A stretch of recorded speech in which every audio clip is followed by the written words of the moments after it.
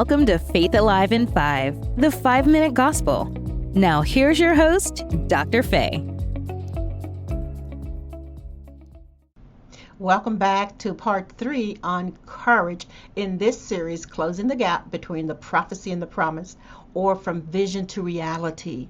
The manifestation of all the things that you've been dreaming about, all of the things that you've been talking about, all of the things that have been prophesied to you. Aren't you ready for the manifestation?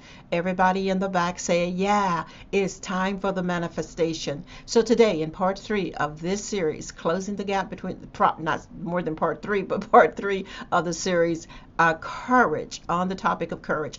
I want us to take a look at the definition of courage so that you can take courage because you now know what it is. Some of you assume that you know, and it means just to man up or woman up and do what you got to do, but it means to have guts. It means to have nerve. It means to have prowess. It means to have hardiness and be just doggedness about a thing, to be brave and to go in anyway, even though you may feel intimidated and you may feel afraid, like going to the boss and asking for a raise, or going to the boss and letting them know that there's a problem in the business, there's a problem in the camp, having to man up or woman up to go in to do the thing that you don't want to do, but you know is highly necessary in order to do it. Pastors have to do it, business owners have to do it, people that are trying to help other people have to do it, missionaries have to do it. We all have an opportunity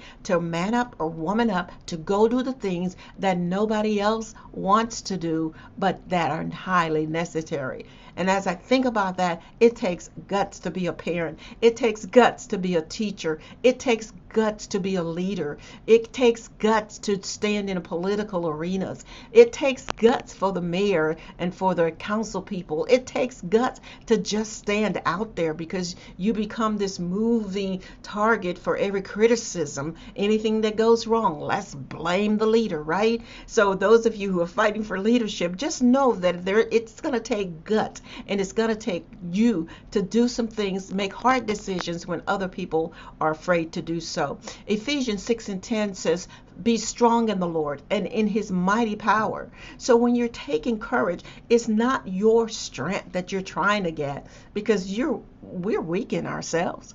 But the joy of the Lord is our strength. Knowing that we're celebrating him, knowing that we're in his presence, knowing that he's leading and directing, guiding our steps. That's why politicians need to pray like everybody else. There's no politician excuse do not pray, or whatever that may be. Everybody needs to have a prayer life. I know there are people who say they don't believe in God, but eventually they will, so I don't even deal with that. But what I'm saying to you is that when it's even uncomfortable and you know it's something you need to do, that's courage. Isaiah 54:4 says, do not be afraid, and you will not be put to shame. Do not fear disgrace. You will not be humiliated. You will forget the shame of your youth and remember no more the reproach of your widowhood. When it's time for you to stand, God is saying, I got your back. I got your back. I'm there with you. You're not alone in making these decisions. When you pray and talk to God, let me tell you something. He hears you and answers. I know some people say, well, I prayed and it didn't happen. Well, did you get in alignment with his will? You may have been praying opposite of his will, right? And you should be happy when God does not do everything just because we ask him to. I know I am. Let me see a show of hands in the room. How many of you are happy that God did not do everything that you willed inside of yourself for him to do? And John 14:27, Jesus speaking to his disciples, he said, my peace I leave with you. I'm going to leave some peace with you. My peace I give you. Grace, gift, peace. I do not give to you as the world gives. I do not let your heart be troubled, and don't let it be afraid. So guard it. Don't let fear be your guide. Let courage begin to rise up, and it will arise when you start studying the Word of God, because it will definitely change your heart from fear to courage.